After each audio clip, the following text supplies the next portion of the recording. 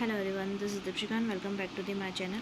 Guys, आज हम RRB NTPC की तीसरी पाली जो 11/8/2025 को हुई थी उसके कुछ क्वेश्चंस, कुछ करंट अफेयर्स क्वेश्चंस हम करेंगे जो कि आपके लिए हेल्पफुल होगा और आपको पता चलेगा इसके बारे में, कुछ नॉलेज तो मिलेगा ही, ताकि आगे कोई भी एग्ज़ाम होगी उसमें आपको ये हेल्पफुल होगा।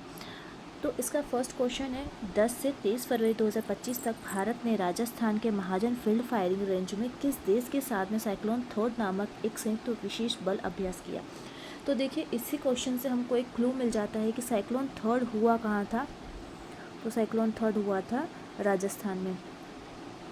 राजस्थान में तो हुआ था। अब राजस्थान के किस फील्ड में हुआ था? तो राजस्थान के महाजन फील्ड फायरिंग रेंज में हुआ था।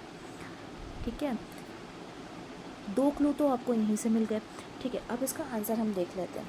तो इसका आंसर 2 सेकेंड, इसका आंसर फ्रांस नहीं होगा, इसका आंसर संयुक्त अरब अमीरात नहीं होगा, इसका आंसर ओमान नहीं होगा, इसका आंसर होगा मिस्र। तो गाइज, इसका आंसर जब मिस्र हुआ तो अब हम तो कुछ फैक्ट्स पढ़ लेते हैं। फ्रांस का जो कैपिटल क्या है? तो फ्रांस की कैपिटल है पेरिस और इसका करेंसी है यूरो।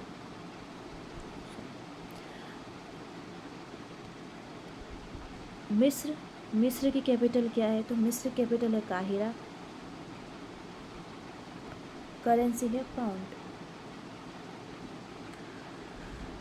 संयुक्त अरब अमीरात इसकी कैपिटल है अबू धाबी और करेंसी है दिरहम। ओमान की करेंसी और कैपिटल, तो ओमान की कैपिटल है मस्कट और करेंसी है रियल। तो गाइस, आपको यहाँ से बहुत सारे फैक्ट्स आपको पता चले हैं और इसको आप बिल्कुल याद कर लीजिएगा। फिर आते हैं हम सेकंड क्वेश्चन पे। देखिए, इसका आंसर है मिस्र। फिर आते हैं हम सेकंड क्वेश्चन पे। 4 मई 2025 को केंद्रीय कृषि मंत्री ने भारत में विकसित जीनोम एडिटेड चावल की किन दो किस्मों को लॉन्च किया है? तो इसमें क्या हो जाएगा? सोना और मोती तो नहीं होगा, बासमती भी नहीं होगा और ये भी नहीं होगा। इसका आंसर है बी, DRR 100 कमला और पूसा DST 1। इसका आंसर ये होगा।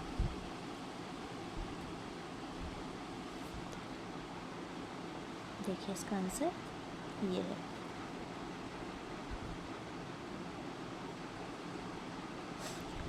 ये क्वेश्चन है, 2 मई 2025 को एक नए vice chief of the air staff के रूप में किसने कार्यभार संभाला है? तो vice chief of the air staff के रूप में आप बताइए किसने कार्यभार संभाला है। ये है आपके ऑप्शन है air marshal Vivek Ram Chaudhary, air marshal Narmdeshwar Tiwari, air marshal Sandeep Singh, air marshal RK Bhadauria. तो इसका आंसर हो जाएगा एयर मार्शल नर्मदेश्वर तिवारी। अब हम कुछ चीज़ें हम पता कर लेते हैं कि जो वायुसेना दिवस होता है वो कब मनाया जाता है। तो वायुसेना दिवस मनाया जाता है 8 अक्टूबर को। अब गाइस, आपके लिए क्वेश्चन है कि थल सेना दिवस कब मनाया जाता है? इसका आंसर आप कमेंट बॉक्स में लिखिएगा।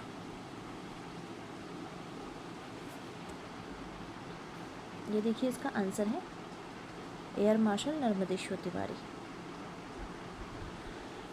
19 से 24 मई 2025 तक पहली खेलो इंडिया गेम्स का आयोजन कहाँ हुआ?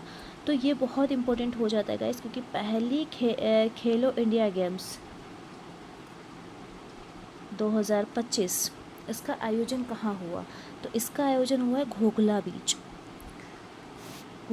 में हुआ है गाइस। ये है ब्लू फ्लैग सर्टिफाइड बीच है, ये ब्लू फ्लैग सर्टिफाइड बीच भी है, तो इसको भी याद कर लीजिएगा, ये इंपॉर्टेंट हो जाता है। अभी आपसे क्वेश्चन ये भी पूछा जा सकता है घोघला बीच कहाँ पर है, तो आपको पता होना चाहिए घोघला बीच दीव में है। अच्छा, ऑप्शन से भी आप यहाँ पर ये सब इसके याद कर लीजिएगा कौन सा बीच कहाँ पर है।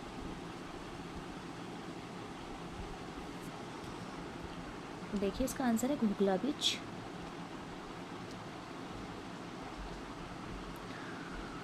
प्रश्न 5वां, 27 मार्च 2025 को लोकसभा में आव्रजन और विदेशी विधेयक 2025 पारित हो गया है। यह विधेयक किस अधिनियम को निरस्त करता है? तो ये अधिनियम जो निरस्त करता है वो पासपोर्ट भारत में प्रवेश का अधिनियम जो 1920 है उसको वो निरस्त कर देता है।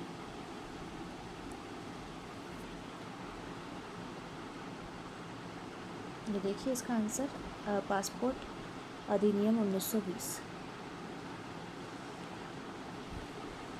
18 मई 2025 को प्रकाशित एक शोध पत्र में भारतीय चिकित्सा अनुसंधान दल ने पाया कि एक AI मॉडल 2 सप्ताह पहले किस जानलेवा बीमारी का अनुमान लगा सकता है। तो कौन सा अनुमान लगा सकता, किस बीमारी का अनुमान लगा सकता है? तो रैपिड वेंट्रिकुलर टैचिकार्डिया का अनुमान लगा सकता है।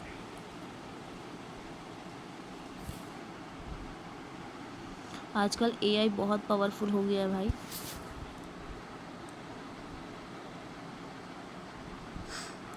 नौ जनवरी 2025 को नरेंद्र मोदी ने नई दिल्ली में जीनोमिक्स डेटा कॉन्क्लेव में किस संस्था में संग्रहित 10,000 भारतीयों के जीनोम अनुक्रमण डेटा का अनावरण किया है? तो इसका आंसर हो जाएगा, इसका आंसर ये नहीं होगा, भारतीय विज्ञान संस्थान बेंगलुरु ये नहीं होगा, जीनोमिक्स एंड एकीकृत जीव विज्ञान संस्थान ये भी नहीं होगा, centre for secular and molecular biology ये भी नहीं होगा। इसका आंसर होगा भारतीय जैविक डेटा फरीदाबाद। ये कहाँ पर स्थित है? डेटा केंद्र फरीदाबाद स्थित है। तो आप इनके डेटा केंद्र भी याद कर लीजिएगा कि कहाँ पर कौन से डेटा केंद्र हैं। ये देखिए इसका आंसर होगा ये भारतीय जैविक डेटा केंद्र फरीदाबाद।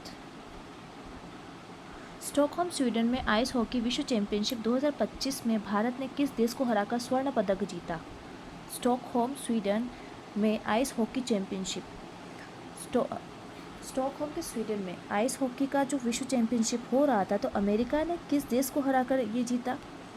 आपको ये मतलब यहाँ से पता हो जाना चाहिए कि आइस हॉकी का जो आयोजन हुआ वो कहाँ पर हुआ था? स्टॉकहोम के स्वीडन में।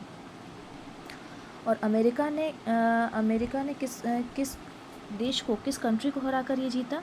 तो इसका आंसर हो जाएगा स्विट्ज़रलैंड। इसका आंसर स्विट्ज़रलैंड हो जाएगा। ये देखिए इसका आंसर है। विश्व आर्थिक मंच WEF द्वारा जारी 2025 ग्लोबल जेंडर गैप रिपोर्ट में 148 देशों में भारत का स्थान क्या है? तो 148 देशों में भारत का स्थान है 131वां विश्व आर्थिक मंच में। ये जो स्थान है भारत के, वो सभी आप लोग के लिए इम्पोर्टेंट हैं। ये आंसर है 131वां।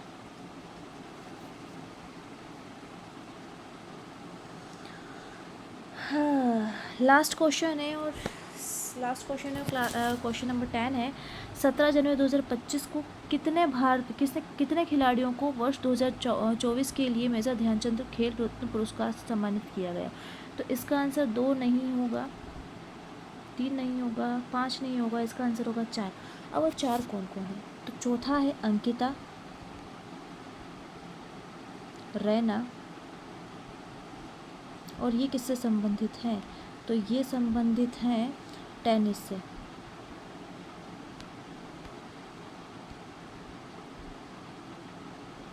ठीक है, फिर आते हैं दूसरे, नीरज, जिसको सब लोग जानते हैं, नीरज चोपड़ा। ठीक है, ये किससे संबंधित है? जैवलिन थ्रो से संबंधित है। थर्ड आ जाती है मीराबाई चानू।